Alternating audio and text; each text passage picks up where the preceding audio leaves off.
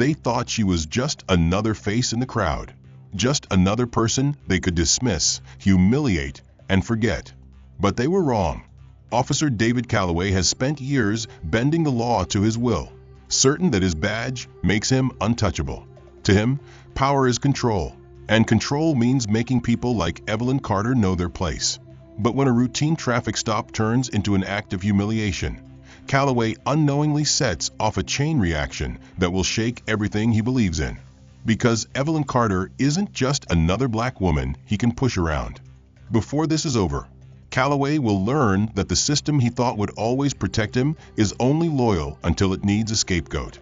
His allies will vanish. His secrets will come to light. And the woman he underestimated? She's the one holding the gavel. Stay until the end to see just how deep this reckoning goes. And if you love stories of justice, karma, and the downfall of those who abuse their power, make sure to like, comment, and subscribe. Let me know, where are you watching from? Drop your country in the comments. Officer David Calloway had always believed he was untouchable. Years on the force had solidified his confidence, not in upholding the law, but in bending it to his will. He wasn't just another cop, he was the law in his precinct, the unchallenged enforcer of order as he saw fit. He knew which people deserved respect and which ones didn't, and in his world, Evelyn Carter belonged to the latter group. It was supposed to be another routine evening when Calloway first encountered her. He was patrolling the upscale neighborhoods, where cars like the sleek black sedan she was driving weren't usually associated with someone like her, a black woman alone in a part of town where wealth had a certain color. That alone made her suspicious in his eyes. He flipped on his siren, pulled her over, and strolled up to the driver's side window with a smirk. "License and registration," he ordered, his voice laced with the same disinterest he reserved for those he considered beneath him. The woman handed over her documents without a word. There was something in the way she moved, calm, composed. She wasn't nervous, wasn't flustered, as if she had nothing to fear. That annoyed him. "What brings you to this part of town?" he asked, scanning her ID. "Is there a law against driving here?" she responded, her voice neutral. Calloway didn't like that answer. There was no deference, no unease. He let out a short chuckle and let her ID slip from his fingers, watching as it fluttered to the pavement. "Oops," he muttered. "Go ahead, pick it up." She didn't react right away, just stared at him, her expression unreadable. Then, without a word, she leaned down and retrieved her ID. The lack of protest irritated him further. "Step out of the vehicle," he said. She hesitated. "Why?" Calloway crossed his arms. "Because I said so." The woman sighed and did as she was told, stepping out in the cool evening air. She stood straight, making direct eye contact with him. That look, it wasn't fear, it wasn't defiance. It was something else, something that made him feel scrutinized. Hands on the hood. She obeyed without question. Calloway took his time, making a show of patting her down even though he had no real reason to suspect her of anything. He was pushing boundaries, testing how much she would take. She didn't flinch. "Look at you," he muttered. "Dressed all nice, driving a fancy car. You people really think you can just buy your way into places you don't belong, huh?" Finally, something in her expression shifted. A flicker of something dark, something calculating. But she said nothing. He gritted his teeth. He wanted a reaction, wanted to remind her of her place. But she wasn't giving him the satisfaction. "Get back in the car," he said, stepping away. "Don't let me catch you around here again." She sat back in the driver's seat and shut the door without another glance. Calloway watched her drive away, irritation simmering in his chest. She was the kind of woman who thought she was above the rules, who thought she could walk into his world without consequence. Well, he'd just given her a warning. Next time, he wouldn't be so lenient. The moment he returned to the precinct, things took a strange turn. The atmosphere fell off. Officers who normally acknowledged him with nods averted their eyes. Some whispered behind his back. His gut tightened. Something was wrong. Then Sergeant Wallace, his superior, called him into the office. The older man's face was unreadable as he handed Calloway a folder. "What's this?" Calloway asked, flipping it open. His blood ran cold. Inside was a case file, a court summons, his name printed in bold letters. And at the bottom, the presiding judge's name, Evelyn Carter. The same woman he had pulled over, humiliated, and dismissed like she was nothing. His hands clenched around the folder. For the first time in years, a ripple of unease passed through him. He had no idea who he had just pissed off.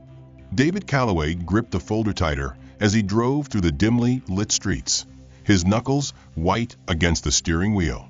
His mind raced. Evelyn Carter. He had no idea when he pulled her over that she was someone important. Now, she wasn't just another black woman he could push around. She was a judge, and worse, she had power over him. His phone buzzed beside him. He glanced at the screen. Ethan Briggs. The man had been on the force once, back when Calloway was just starting out. But Briggs had been pushed out for reasons that were never made public. Now he worked in the shadows, helping officers clean up their messes. Calloway pressed the answer button. "Tell me you've got something," he muttered. A low chuckle came through the line. "I don't like your tone, Dave. Sounds like you're panicking." "Just tell me what you found," Calloway snapped. Briggs sighed. "Carter's clean, too clean. No scandals, no dirt. She's been in law for years, built a reputation on being untouchable." Calloway clenched his jaw.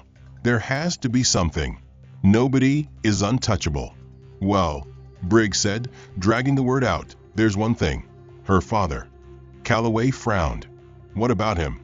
"He was convicted of murder when she was a kid. Shot a store owner. Real messy case.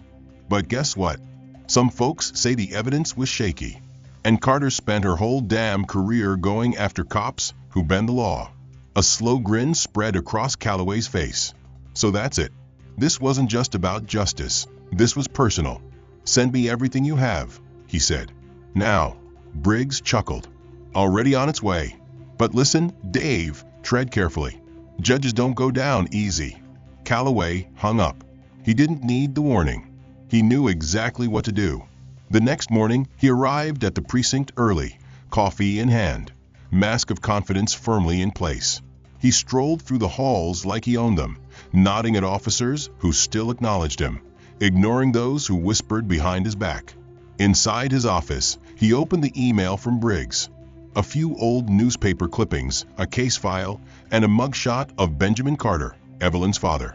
The headline made him grin. "Guilty. Benjamin Carter sentenced to life in murder of store owner." Calloway leaned back in his chair, running a finger along his jawline. This was gold. He could use this. He would make sure Evelyn Carter knew that no matter what title she had, she was still the daughter of a convicted murderer. A knock on the door interrupted his thoughts. He looked up to see Sergeant Wallace standing in the doorway, arms crossed. "We need to talk." Calloway tensed. "About?" Wallace stepped inside, shutting the door behind him. "Carter's case. You're in deeper than you think." Calloway smirked, feigning confidence. "It's just another hearing. Nothing I haven't handled before." Wallace didn't smile. "You don't get it, do you? The mayor's office is watching.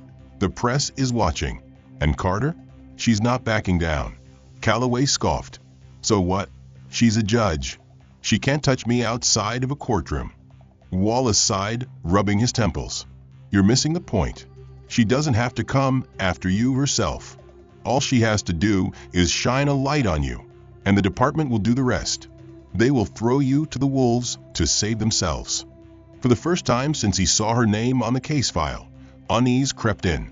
Calloway had always relied on the system to protect him. But what if the system decided he wasn't worth protecting anymore? He forced himself to chuckle. "Relax, Sarge. I know how to handle people like her." Wallace shook his head. "That's exactly what I'm afraid of." Later that day, Calloway parked his car across from the courthouse, watching as reporters and protesters gathered outside. This wasn't just another case, it was a spectacle. He spotted her then, Evelyn Carter. She was stepping out of a sleek black SUV, dressed in a navy blue suit, looking composed and untouchable. For a moment, their eyes met. Calloway expected anger, maybe even arrogance. Instead, She looked at him the same way she had that night during the traffic stop, calm, unreadable, like she already knew how this would end. His stomach twisted. No, he was in control, not her. He turned away and pulled out his phone, dialing a number. "Briggs," he said when the line connected. "I need you to leak that info about her father. Make it messy. Make it loud." Briggs hesitated. "You sure? That's a risky move." Calloway gritted his teeth. "Just do it." By the time he entered the courthouse, the storm had already begun. News outlets were already covering the leaked information. Shocking connection. Judge Carter's father was a convicted murderer. How can a judge who hates cops be fair in this case? Judicial bias? Calls for Carter to recuse herself amid controversy. Calloway smirked as he walked through the halls. That should shake her. But when he entered the courtroom, he saw Carter sitting at the bench, composed as ever. No sign of distress, no hesitation. Then she spoke. "Officer Calloway, do you know what the difference is between people like you and people like me?" she asked, her voice steady. Calloway raised an eyebrow. "Enlighten me." Carter folded her hands. "People like you think power is something you take. People like me know that real power is something you earn." Something in her tone made his smirk falter. She wasn't shaken. She wasn't rattled. She was waiting. And for the first time, Calloway wondered if he had just made the biggest mistake of his life. David Calloway leaned back in his chair, watching the news play on the small television mounted in the corner of his office. The headlines flashed in bold letters. "Judge Carter's father, a convicted murderer. Can she truly be objective?" The anchor continued, voice dripping with faux concern. With growing controversy surrounding Judge Evelyn Carter's role in the case against Officer Calloway, many are questioning whether her personal history makes her unfit to preside over this trial. Calloway smirked. It was working. The smear campaign was moving faster than he expected. He had thought Carter would react by now, maybe even step down from the case. But when he arrived at the courthouse that morning, she had walked in without hesitation, her head high, her expression unreadable. That unsettled him. He pulled out his phone and dialed Briggs. "She hasn't backed down," Calloway said the moment the line connected. Briggs chuckled. "You were expecting her to fold? Judges don't roll over that easy." "She should be feeling the pressure," Calloway muttered. "The whole city's talking about her. She's not stupid. She's waiting for the right moment." The words made Calloway uneasy. He tapped his fingers against the desk, staring at his computer screen, the articles about Carter still open in front of him. "She can't touch me," he said, more to himself than to Briggs. Briggs sighed. "If you say so." The call disconnected, leaving Calloway with his thoughts. He had done everything right. He had flipped the narrative, turned Carter into the one under scrutiny. The system always protected its own. She was fighting a losing battle. So why did he still feel like something was off? Later that afternoon, Calloway was walking through the precinct when he noticed something strange. The usual camaraderie, the easy smirks and nods from his fellow officers, were muted. Some barely acknowledged him. Others whispered when he walked past. He frowned. As he approached the break room, he caught snippets of hushed conversation. "Won't matter if it all comes out. Can't believe we didn't see it sooner. They're going to throw someone under the bus." Calloway stepped inside. The room fell silent. He scanned the faces. Officers he had worked with for years looked away. "What's going on?" he asked, keeping his voice steady. No one spoke. Then Sergeant Wallace stepped forward. "You need to come with me." Calloway hesitated. "For what?" Wallace didn't answer. Just turned and walked down the hallway. Calloway followed, his heartbeat quickening. They entered Wallace's office, and Calloway's stomach twisted when he saw a stack of files on the desk. Wallace shut the door. "You've got a problem," he said. Calloway scoffed. "Oh, come on. This is about Carter, isn't it? She's trying to make a scene, but it's not going to stick. We control the system." Wallace slammed a hand on the desk. "Do we?" Calloway tensed. Wallace exhaled, shaking his head. "Jesus, Calloway. You think you're untouchable, don't you?" He motioned to the files. "You think Carter's the only one looking into you?" Calloway frowned. "What are you talking about?" Wallace slid a file toward him. Calloway opened it. Inside were complaints, excessive force, unlawful stops, tampering with reports. Not just one or two, dozens. Calloway's hands clenched. "This is bullshit," he hissed. "These are all buried cases." Wallace nodded grimly.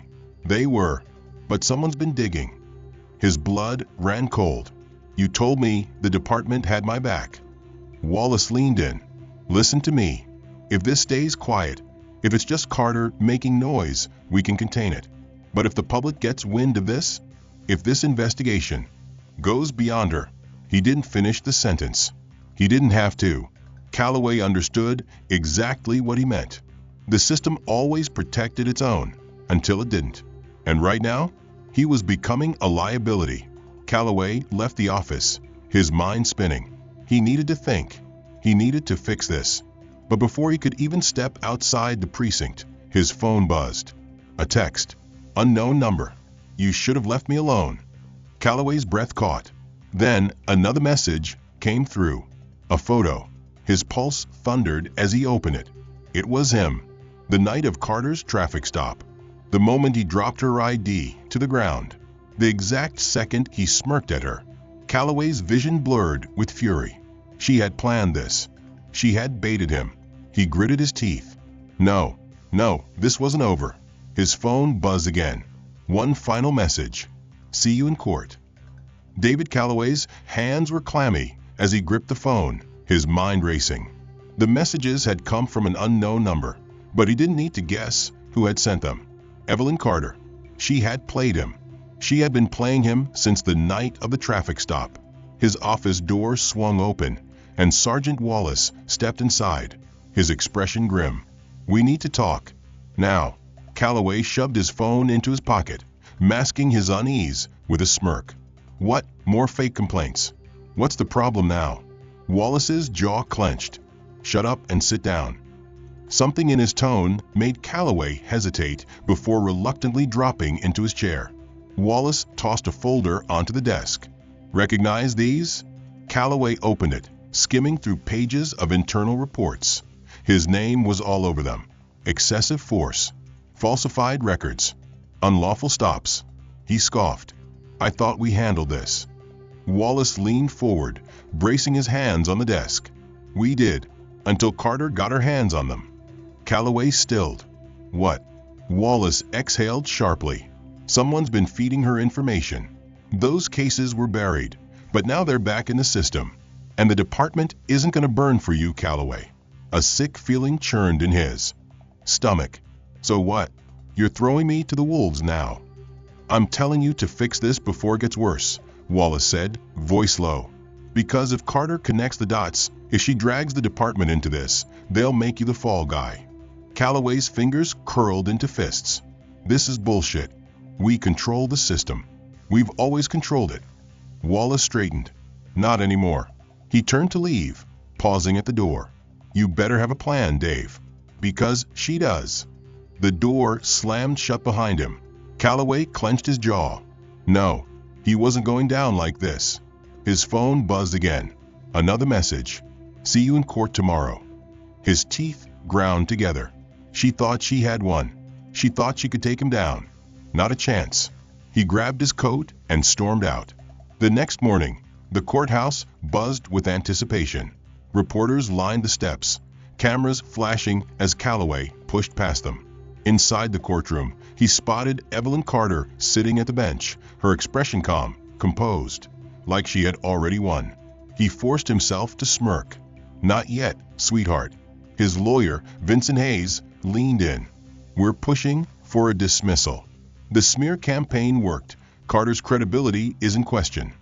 Calloway nodded, confidence returning. "Let's make her sweat." The bailiff called the court to order. Carter's voice rang out, smooth and controlled. "Officer Calloway, you stand accused of multiple counts of excessive force, falsification of records, and abuse of power. How do you plead?" Hayes stood. "Not guilty, Your Honor. Furthermore, we motion for an immediate dismissal on grounds of judicial bias." A murmur rippled through the courtroom.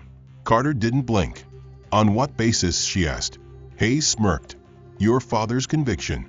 You have a clear personal vendetta against law enforcement. That makes you unfit to oversee this case. Calloway sat back, enjoying the shift in the room. Checkmate. But then Carter smiled. I expected this argument, she said, which is why I have already filed an independent judicial review. My qualifications have been cleared. My record remains untarnished. Calloway's stomach dropped. Hayes hesitated. That doesn't change the conflict of interest. Carter tilted her head. The real conflict of interest, Mr. Hayes, is how Officer Calloway has evaded accountability for years. She gestured to the prosecution table. Mr. Donovan, proceed. The prosecutor stood, holding up a flash drive. Your Honor, the state would like to enter new evidence into the record. Calloway frowned. What the hell was this? Carter nodded. Proceed. The courtroom screen lit up. Surveillance footage. Calloway's breath caught as he watched himself on the screen. The night he stopped Carter. The way he tossed her ID to the ground. The smug smirk on his face. His exact words. You people always think you belong. Gasps echoed through the courtroom. Calloway shot up. That's taken out of context. Carter lifted a hand. Sit down, officer. Her voice was quiet, but there was authority in it that made his legs go weak. He dropped back into his seat, pulse hammering. The prosecutor continued. We also have testimony from multiple officers, confirming a pattern of behavior consistent with racial profiling and abuse of power. Calloway's blood ran cold. His own people had turned against him. His lawyer whispered, Dave, we're losing this. Carter folded her hands. Officer Calloway, do you have anything to say? He opened his mouth, but nothing came out. She let the silence stretch before speaking again. You had power, Officer Calloway, but you thought power meant control, that it meant you could do whatever you wanted, to whoever you wanted, without consequence. Her eyes locked onto his. But real power doesn't come from fear. It comes from justice. Calloway's vision blurred as realization set in. This wasn't just a case anymore. This was the end. Carter turned to the jury. The state rests. The gavel struck. Calloway had lost. David Calloway sat in stunned silence, his mind struggling to catch up with reality. The gavel's echo still lingered in the courtroom, but all he could hear was the deafening sound of his own downfall. This wasn't how it was supposed to go. He was supposed to be untouchable. The system had always protected him before. So why the hell was it abandoning him now? His lawyer, Vincent Hayes, leaned in, whispering urgently. We can still fight this. Appeal, suppress evidence. There are ways out. Calloway barely registered the words. His gaze was locked on Evelyn Carter, still seated at the judge's bench, calm and composed as if she had known this moment was inevitable, as if she had been waiting for it. His blood boiled. She had orchestrated this. She had planned every move, setting him up to fail, and he had walked right into it. The bailiff approached. Officer Calloway, please rise. His legs felt like lead, but he forced himself to stand. Evelyn's voice carried through the room, measured and deliberate. Given the severity of the charges and the overwhelming evidence presented, Officer Calloway will remain suspended from duty without pay, pending the jury's final verdict. Calloway's hands curled into fists. Suspended? That was just a temporary setback. He could still, additionally, she continued, an independent federal investigation into his past cases has been approved. All complaints previously dismissed will be re-examined. The air left his lungs. That was worse than the trial. If the feds got involved, they would uncover everything. Hayes spoke up. Your Honor, I object.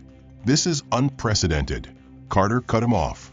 It is indeed unprecedented for an officer to abuse his power for this long without consequence.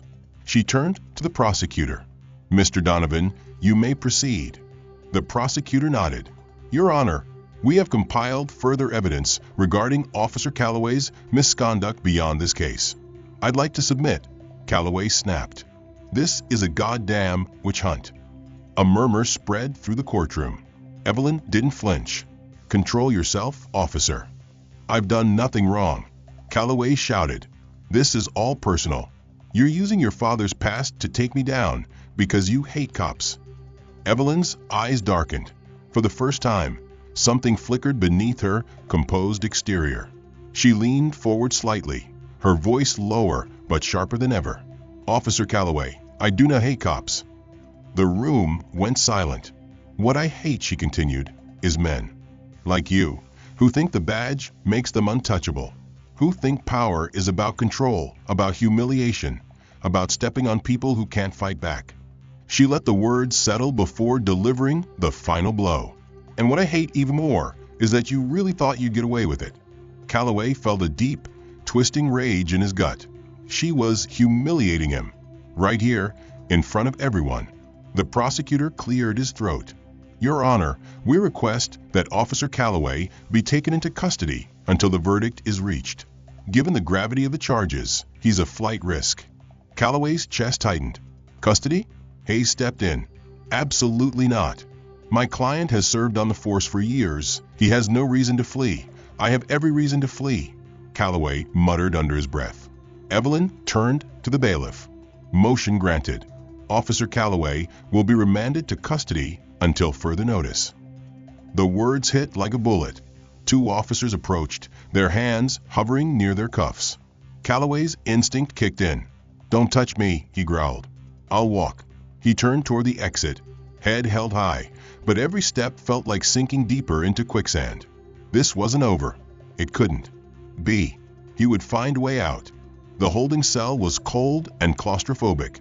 The gray walls pressed in on him, and for the first time in his career, he was the one behind bars.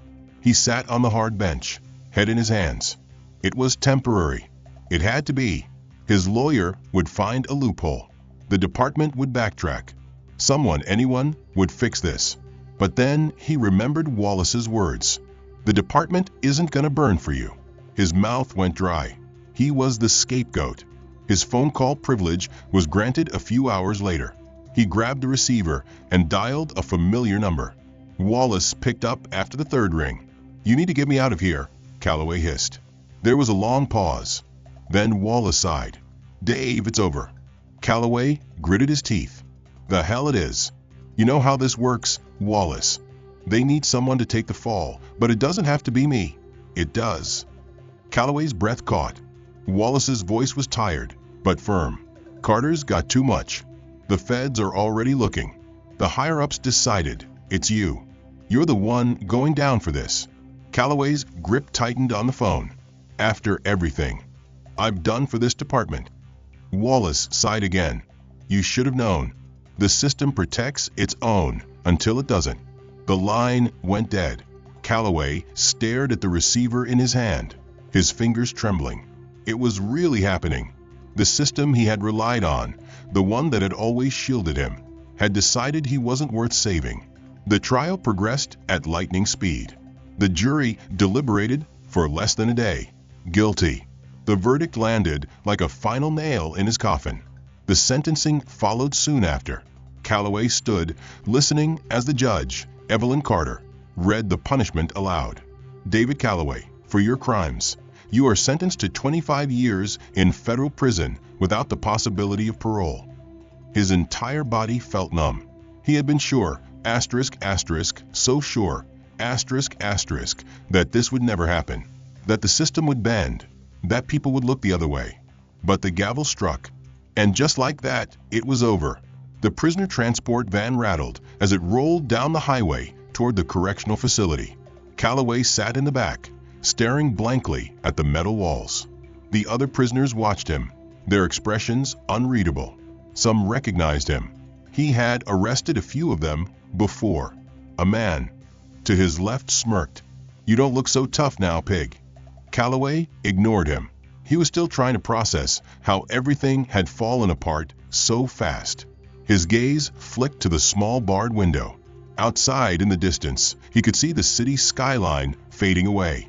And just before it disappeared completely, a familiar figure stood on the courthouse steps. Evelyn Carter. She wasn't looking at him. She wasn't smirking. She had already moved on. Calloway swallowed hard. This was it. He was done. The heavy steel doors of the prison slammed shut behind David Calloway with a deafening finality. The sound echoed through the cold, sterile hallway, marking the beginning of his new reality, one he had never imagined for himself. He had walked this path before, many times, but always on the other side. Now he was the one in shackles. A corrections officer, someone who had once saluted him, shoved him forward. Move. Calloway didn't resist. His mind was still reeling from the past few weeks. The trial, the verdict, the moment he realized the system had thrown him away.